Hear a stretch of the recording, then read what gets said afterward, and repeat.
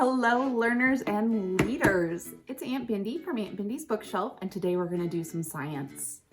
For the past couple weeks, we have been talking about our friend Alexander and his money from the book Alexander Who Used to Be Rich Last Sunday by author Judith Viorst. Today, we're going to keep talking about Alexander and his money, but we're going to look for germs on his money. You want to come along?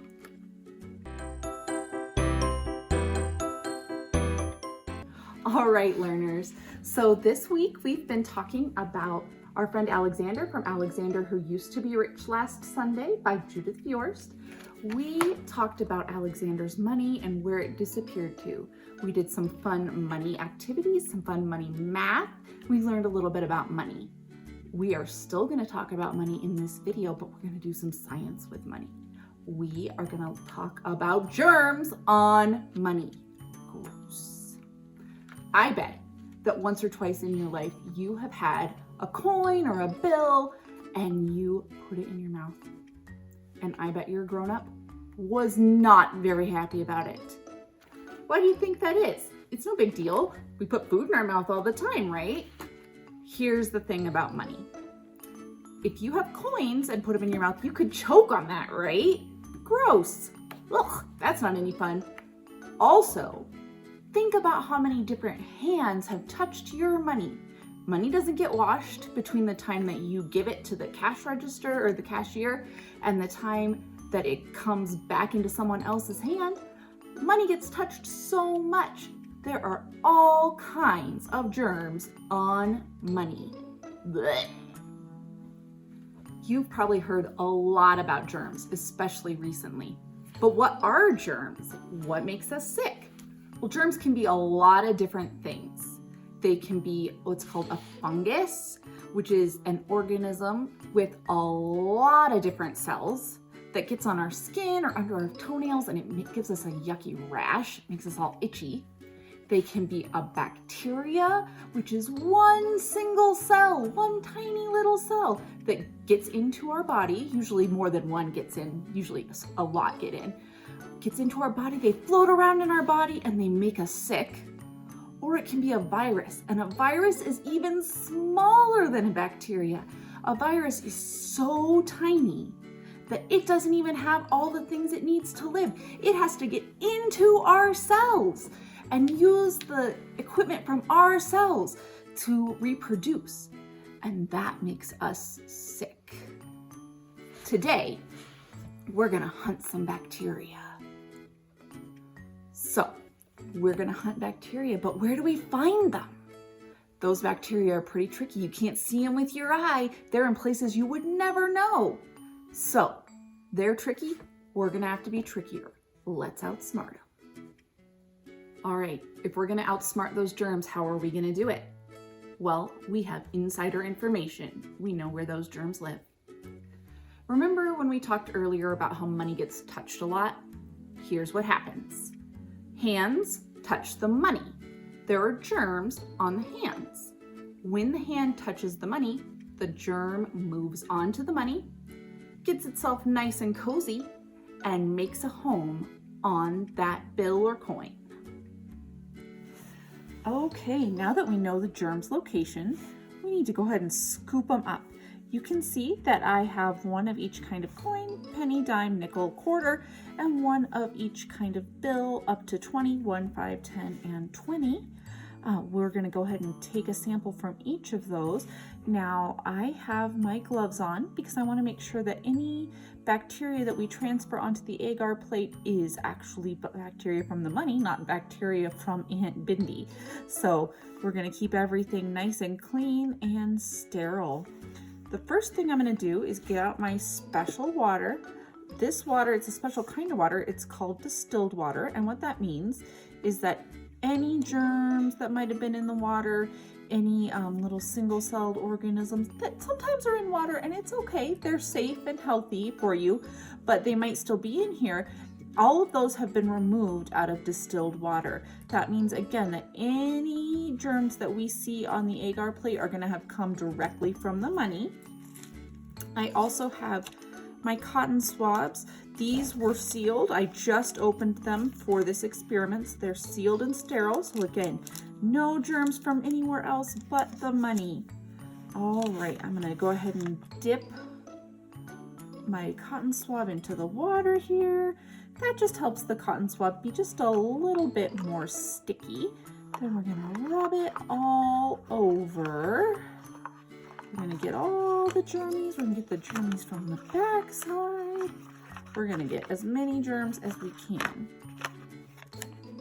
Now that we have the germs on this cotton swab, we need to tuck them in somewhere nice and cozy and get them something to eat. Okay, so germs don't eat what we eat. Instead of giving them a burger, I'm gonna put them on something called agar.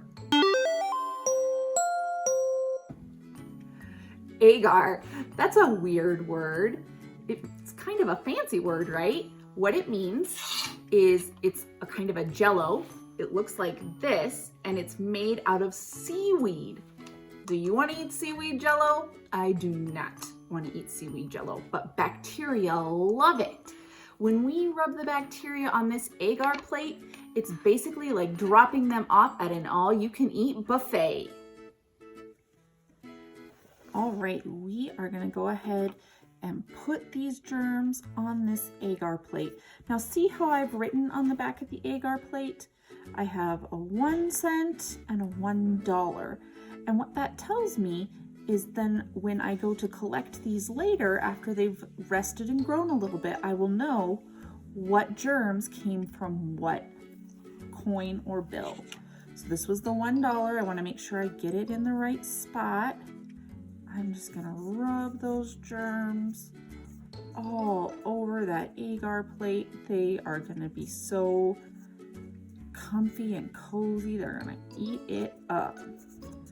All right, now I'm gonna do that same procedure where I collect the germs and put the germs on the agar plate. I'm gonna do that for all of these coins and all of these bills.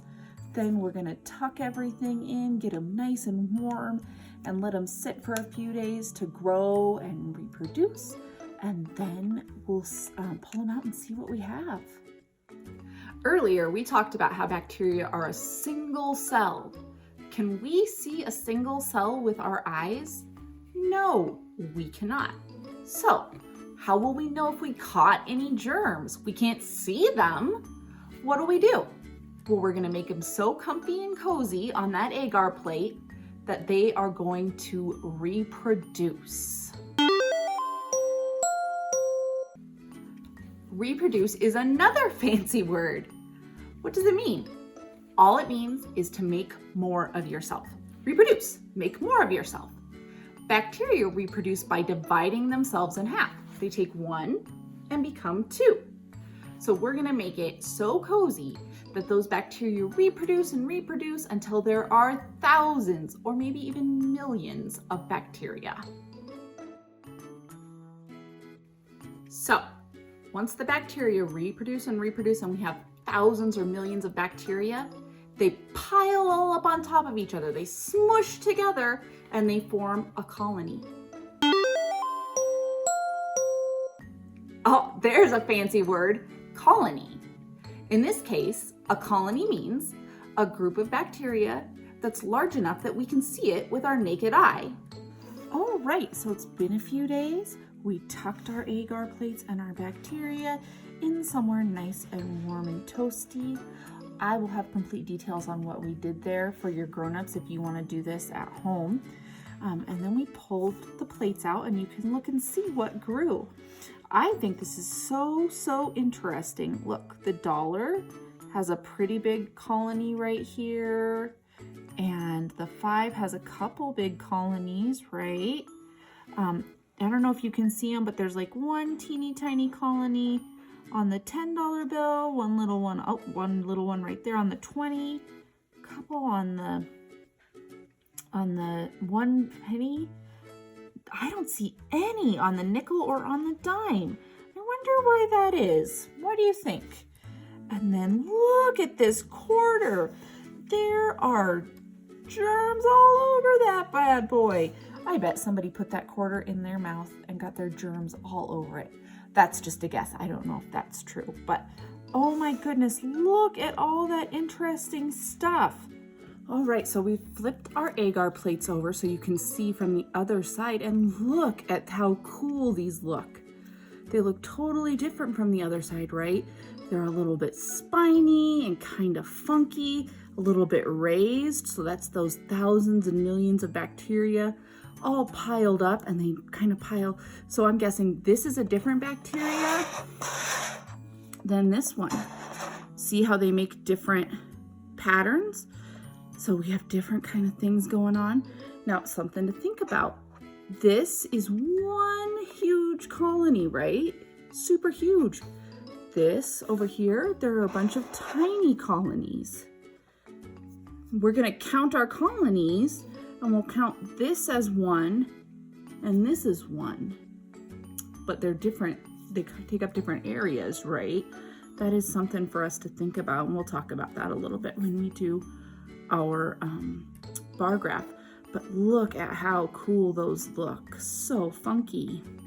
All right, once the colonies get big enough to see, we'll count them and record our data. Oh, one more fancy word. Data is just another word for information or stuff we know. So data, it means stuff that we know. In this case, what we'll do is count all the colonies that have formed, and that will be our data. Once we have our data, we are going to use it to draw a picture. And we'll draw the picture on a bar graph. All right, learners, so we grew our bacterial colonies on our plates. We looked at them, and then I counted them up. These are the results that I got. Our penny had 4 colonies. Our nickel had no colonies. Our dime also had no colonies. I wonder why that was. Our quarter had 47 colonies. Remember, it had all those colonies all the way down the side. It had multiple teeny tiny colonies and some bigger ones too. Our dollar had 5 colonies. The $5 bill had 6 colonies. The $10 bill had 1 teeny tiny colony, remember that? And the $20 bill also had 1 teeny tiny colony. So we've added this all up. Now we're gonna draw a picture, right? And the way we're gonna draw that picture is by a bar graph. So we have our number of colonies on this side. This is called our y-axis. And our bill or coin on this side is called our x-axis. We're gonna take these numbers and we're gonna turn them into a picture, and then we'll talk about what the picture is telling us. All right, so we put together really quickly our bar graph, and do you see how I just took that information, those numbers, and drew a picture with them, right? I drew, I put that the 1 penny had 4, and you can just look and see. There's 4. We could take our ruler and hold it across. If we wanted to find out how many the $1 bill had, we could just take our ruler and run it across. Anyone could look at all of this data that we've collected and could easily tell what the numbers had told us. So for example, there is 1 bill on here that had, or I'm sorry, it was a coin. There's 1 piece of money on here that had a ton of germs on it. Which piece was it? Which piece has the tallest tower? That's right, it was this piece, right? It was the quarter. The quarter had more germs than any other piece of money. And we can tell that because look at its tower. Its tower is huge compared to the other ones. Now there were 2 pieces of money that had no germs at all on them. And I'm guessing that that was a problem with my collection or with the way that we tucked those into the agar plates. But that's what happens with science sometimes, right? Things go not the way you expected, and you have to decide, was that something I did wrong, or was that something that that actually was the case? So there were 2 pieces of money that had no germs on them at all. And you can tell because there's no tower. They don't have a tower. That's how you can tell that there were no germs on those pieces of money. So we're also gonna look, there's another place that had 2 two pieces of money that had the same, right? Both the $10 bill and the $20 bill had the same amount of colonies on them. So you can tell they're the same. And if we drew a line across, we would see that that was one, that they had one colony on them. Now earlier we had talked about how the 25 cents, the quarter, had 47 colonies, right? But some of them were teeny tiny and some of them were bigger. Now some of the, like the $1 bill and the $5 bill had colonies that were very big, but they were just one colony. When we decided how we were gonna count our germs, we decided to count the number of colonies. There are other ways you could do that. You could count the amount of space that each colony took up and compare that to the whole agar plate. There are different ways you could do that. You just have to be consistent, which consistent means be the same all the way across your experiment. And because we decided that one colony counts as one number, that's what we're gonna do. But remember, there are different ways that we could interpret that. We decided, and we had to be consistent with how that went. So again, we can look and see there were a decent amount of germs on the penny, none on the nickel and the dime, a ton of germs on the quarter. We had 5 colonies on the $1 bill, 6 colonies on the $5 bill, and both the 10 and the 20 had the same. And that's how we draw a picture with our numbers. Okay, so we scooped up those germs, we fed them, kept them cozy, we counted how many there were, and then we recorded it on a bar graph. Let's do a quick review of the fancy words that we learned in this lesson. First, bacteria. Remember, bacteria are what we were studying. They are a tiny single-celled organism that gets inside our body, floats around, and makes us sick. Virus is another fancy word that we learned. Viruses are so teeny tiny, they don't even carry all the stuff that they need to live with them. They have to bust into our cells and use our equipment to live. A fungus. A fungus is an organism with many different cells that gets on our skin or underneath our toenails and can give us a rash. Ooh. Now, organism, that's another fancy word that we learned. All that means is a living thing. Organism means a living thing. Agar. Agar is that jello that's made out of seaweed that the bacteria love to eat. Reproduce. Reproduce just means make more of yourself. In this case, the bacteria reproduce by splitting in half. They go from 1 to 2. When the bacteria reproduce, they make colonies. Colony is another fancy word. A colony just means a huge number of bacteria that pile on top of each other so much that we can see them with our naked eye. Our final fancy word was data. Data just means things we know, information or stuff we know. In this case, we counted all the bacterial colonies, wrote it down, created a graph, and that was our data. So how gross are germs? And how cool is the science? We hunted down those germs, we scooped them up, we put them at the all-you-can-eat buffet, tucked them in nice and cozy, and watched them grow. When they finally got big enough that we could see them, we counted them up, we gathered our data, and we put it on a graph for other people to see. So those germs are so tricky. We have to be trickier. Things that we need to do: wash our hands, cough or sneeze into our elbow and not just out into the world to spread more germs, and make sure that we don't put things in our mouth that don't belong there, or don't put our mouth places it doesn't belong. Learners and leaders, you are awesome and such smarties. I can't wait to explore the world more with you. Have your grown-ups check out my website for more fun activities. There's lots of fun stuff to do on there. And make sure you like and subscribe so that you can come along with us next time. All right, grown-ups. So I will put a full detailed instruction list with links for the products in my website. Don't be intimidated. It's pretty easy. Again, I'll do full instructions for you. Also on my website, you can find complete lesson plans for Alexander Who Used to Be Rich Last Sunday, including math information and literacy information. Check those out. I think they're pretty fun. Please make sure to like and subscribe. Click that notification bell so that you can be notified when I post new things. Thanks for coming along. Hope you learned something new.